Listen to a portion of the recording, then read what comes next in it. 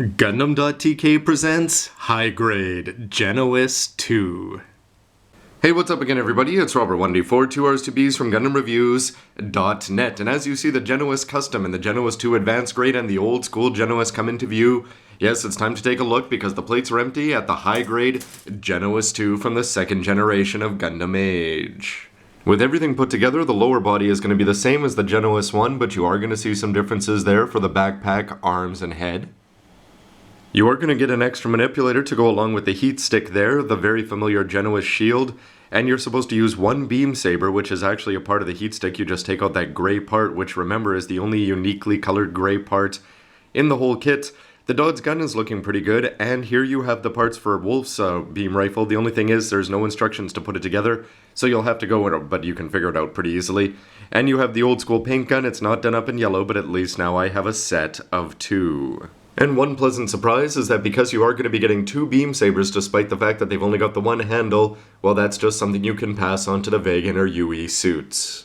These are going to be identical to the customs over there, but they are going to be quite a bit different, and it is nice that they do still give you the gray parts there. These aren't seals. The backpack is also identical to the customs and doubles up on the thruster power compared to the Genoace I. But it has to be the head that's the biggest disappointment, because when Bandai was putting this kit together, they were clearly designing it for the Genoace Custom, which doesn't need to have more than one color outside of the fact that you're getting the face guard. You are going to have a nice gray part underneath there with some seals, so you do have some eyes that you will be able to see in some of the lights. However, it's that ugly white seal that no matter what angle you look at it from, it's going to look terrible. The old school Genoace I at least had a white piece under it to go along with the blue and the camera lens. Here the camera lens doesn't really stand out, but you're almost better off with the old school or with the half-price advanced grade over this one, just because they don't even seem to try, because I think that white seal just detracts from what should be an otherwise good-looking model. And here's the old Genoace I gun, which isn't looking all that bad with the green seal down there, and a pretty cool-looking barrel. It just slides into hand, whereas with this one, you're going to actually have to take off the white part that covers up the manipulator to put it together, and you can twist this around similar to the Age 1.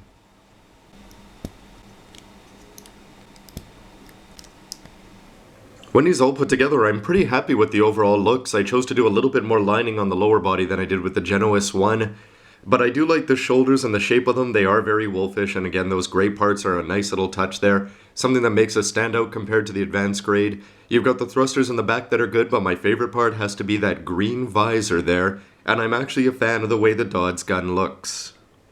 Since this is just a recolor, don't forget that you can check out my review of the high-grade Genoace Custom for a lot more information about the parts, posability, and lots more.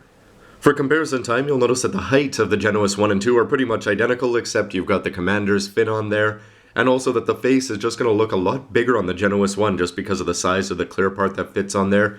Remember too that they do come with different extra manipulators. This one is going to have the open dynamic one, whereas this one is going to have the closed fist similar to Wolf, but it is cool because they all just have the same white panels on the back that you could swap these amongst everything in the series. Next to its advanced grade counterpart, you can see that the body is going to have almost all of the color applications. That's something that I think they did a great job with the Genoace. The only thing being is that you're going to have a lot of missing details, like the inside of the shield. This is just one piece as opposed to two. And you can see on the backpack that you're going to have some ugly looking hollow parts there. Not to mention the fact that you have this very skinny pink Dod's gun, which is just going to be not the right size, shape, proportions, or anything. And I think it really does make a difference to have that gray part behind the green one. It just makes the eyes pop that much more. Next to the other second generation grunt suit used in Gundam Age, the Adele, you can see that the Genoace is going to be a little bit taller, although without the commander's fin I think this one has the edge in height. And you can see a lot of the Age 1 similarities there, including those shoulder arms, but I've got to say that I like the looks of the Adele a lot more. However, I'd love to see both of these in purple next to each other in the future. Not to mention the fact that this again has that white little part under the face, which just makes it high-grade worthy. All of the high-grade kits from Gundam Age have had great flexibility, and this one is still right up there in terms of quality. You can move him all over the place. The big difference for his posing is just going to be that he does have the beam saber instead of this little tiny butter knife.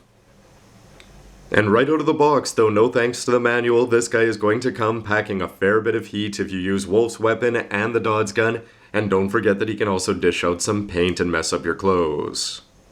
So in the end, my final verdict is going to be that this one is something that you don't necessarily have to add to your collection unless you really want to do a whole bunch of grunts and have everything on display. I do like the Dodds gun, and if you want to hand that down and have the Largan custom Genoace, as somebody suggested in the comments, I think that's a great idea. It is cool that you are going to be getting the 3 weapons, very silly that they don't tell you how to build up wolves, although you can figure it out. But when I look at the advanced grade for half the price there, outside of the fact that you're getting a pink weapon instead of a grey one, and it just has those few empty parts there, I'd say that the advanced grade is a better way to build up your army unless you actually want your army to be dynamically posed, which this one can't help you with. But the biggest complaint, if this actually had a white under chin there or a white beard, similar to what they've done with the high grade here and what they've done with the Adele, the fact that we don't have it on the Genoace II just shows that this was clearly based around the Genoace custom. That was Bandai's priority and that they chinsed out for that. And for me, if you're going to be spending twice the price, well, it's just disappointing that one of the most major parts under the face is going to be its ugliest feature. Anyway, everybody, why don't you let me know what you think with a comment down below about the verdict, about the mobile suit. Do you want to pick this up in purple despite the fact that it may have a seal on it? Or is the advanced grade good enough? Or are you just tired of building Genoace grunts? Anyway, everybody, love to hear from you, and we'll see you next time with lots more reviews, news, and everything in between. Thanks for watching. Bye.